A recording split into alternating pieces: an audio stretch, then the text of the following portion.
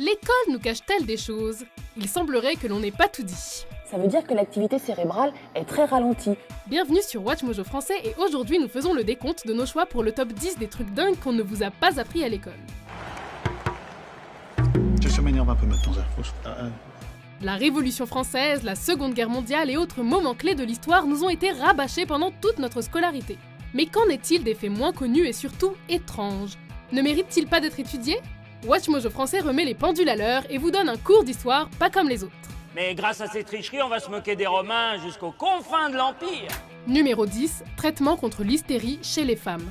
J'ai hystérique, alors je m'en parle. Allez, écoutez, venez. Je m'en bats les couilles. Au XVIIe siècle, plusieurs médecins constatèrent que l'orgasme était un bon moyen pour combattre l'hystérie chez les femmes. Ils préconisaient la pratique de l'équitation ou des séances de massage intime administrées par un docteur. En 1869, le premier vibromasseur fut créé. Ce fut un réel soulagement pour les médecins qui, à force de jouer du poignet, commençaient à développer des tendinites chroniques. Les femmes n'avaient pas le droit de se soulager elles-mêmes, c'était perçu comme une réelle maladie que seule la science pouvait régler. Intéressant comme fait historique, mais un peu délicat à aborder en classe. C'est à quelle taille un spermatozoïde? Madame, y a moyen que vous nous montriez votre ovule? Numéro 9, dormir en 2 blocs. Selon plusieurs historiens, nos ancêtres avaient un rythme de sommeil très différent du nôtre. Au Moyen-Âge, les gens avaient l'habitude de diviser leur nuit en 2. Ils dormaient 4 heures puis se réveillaient pour vaquer à différentes activités pendant environ 2 heures. Ils en profitaient pour aller voir des voisins, prier, lire, faire l'amour, etc. Ils se rendormaient ensuite pour une tranche de 4 heures de sommeil réparateur. Il faut aussi préciser qu'ils se couchaient extrêmement tôt. C'est vrai que sans électricité, les activités à faire une fois le soleil couché étaient plutôt limitées. Ouais mais Jamy, après le déjeuner à midi, on a aussi envie de dormir. Alors, c'est notre horloge biologique qui nous indique l'heure de la sieste? Numéro 8, fou comme un chapelier.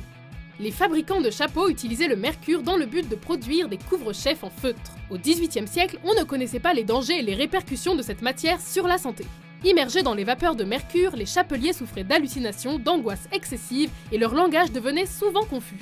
Mais t'es au courant qu'on comprend rien à ce que tu dis? Cassia, tu m'engraines. Ces pauvres artisans ont donc été relégués au rang de fous. On comprend mieux maintenant le comportement du chapelier dans Alice au pays des merveilles. Lewis Carroll s'est tout simplement inspiré d'un fait réel. Joyeux non-anniversaire à moi. À qui? À moi. À vous? Un joyeux non-anniversaire à vous. À moi? Mais oui, À moi? Numéro 7, les compétitions artistiques des Jeux Olympiques. Entre 1912 et 1948, les Jeux Olympiques n'étaient pas uniquement consacrés au sport. Ils récompensaient aussi les œuvres d'art dans les domaines de la peinture, la sculpture, l'architecture, la littérature et la musique. Le seul critère de sélection était que ces œuvres devaient avoir un lien avec le sport. Au même titre que les sportifs, des médailles étaient remises aux gagnants. L'investigateur de ce projet, Pierre de Coubertin, pensait que l'intellect et le corps devaient fonctionner ensemble. De nos jours, on trouverait ça très étrange de voir un peintre s'adonner à son art aux côtés de Usain Bolt.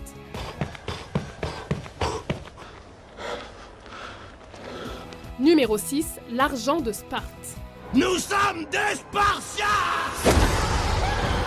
Sparte est une ancienne cité-État grecque qui donnait une grande importance à la force physique et détestait l'accumulation de richesses.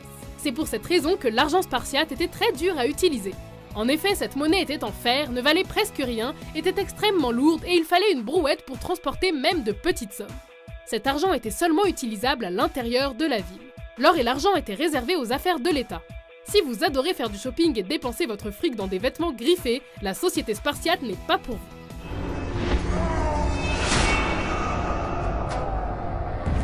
Numéro 5, le grand incendie de Londres.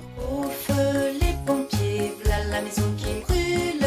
Au feu les pompiers, v'là la maison brûlée. En 1666, un incendie dévastateur réduisit Londres en cendres. 13 200 maisons, 87 églises, la cathédrale Saint-Paul et plusieurs bâtiments publics de la ville ont disparu de la carte.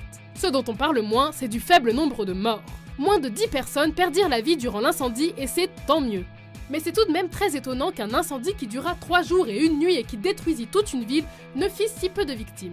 Pour vous donner une idée de l'ampleur du brasier, 7 Londoniens sur 8 se sont retrouvés à la rue après cette catastrophe. Un autre événement défavorable ce soir-là était le temps orageux et ce vent intense qui ravivait les flammes. Numéro 4, l'héroïne, un remède contre la toux. Au 19e siècle, le docteur Heinrich Dresser trouve dans l'héroïne des vertus prodigieuses. À l'origine, ce médecin cherchait un substitut à l'aspirine pour combattre le rhume. Il découvrit alors que l'héroïne avait les mêmes propriétés que la morphine et la codéine, mais en mieux et sans les effets secondaires. Ses collègues testèrent ce remède miracle et le laboratoire pharmaceutique Boyer décida de commercialiser ce nouveau médicament.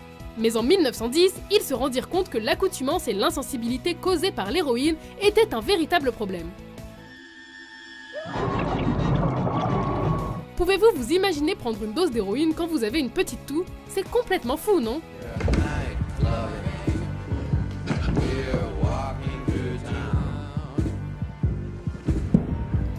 Numéro 3, des chatons espions. L'opération Chaton Acoustique était un projet monté par la CIA dans le but d'espionner les Russes. Durant la guerre froide, l'organisation américaine eut la brillante idée d'utiliser des chats domestiques afin de collecter des informations au Kremlin. Ces professionnels de l'espionnage implantèrent une pile et un microphone dans le corps d'un chaton ainsi qu'une antenne dans sa queue afin d'enregistrer des conversations secrètes. Plusieurs opérations chirurgicales et plus de 20 millions de dollars furent dépensés pour ce projet. Après plusieurs essais, la CIA conclut à un échec et la mission fut abandonnée. Pauvre Minou, tout ça pour rien. Numéro 2, épidémie dansante de 1518. Non mais stop les gars, stop! Putain! J'ai demandé juste la démo! Oh je l'ai tenté! En 1518, une étrange maladie s'empara de 400 habitants de Strasbourg. Pendant plus d'un mois, ces personnes furent prises d'une envie frénétique de danser. Plusieurs personnes moururent de crise cardiaque ou d'épuisement à cause du rythme effréné qui les possédait. La cause de cette maladie n'a pu être clairement identifiée.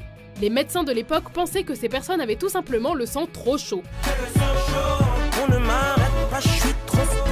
Ce qui n'est pas terriblement scientifique. Les historiens modernes pensent plutôt que cette épidémie a été causée par l'ergot, un champignon hallucinogène que l'on retrouve sur l'avoine et qui est chimiquement très proche du LSD.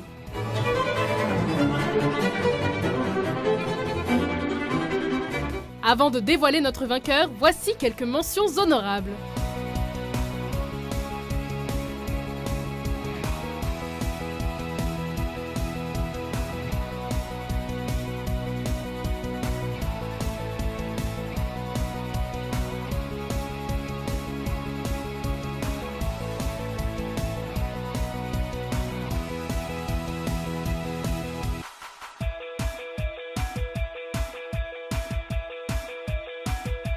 Numéro 1, la photographie post-mortem.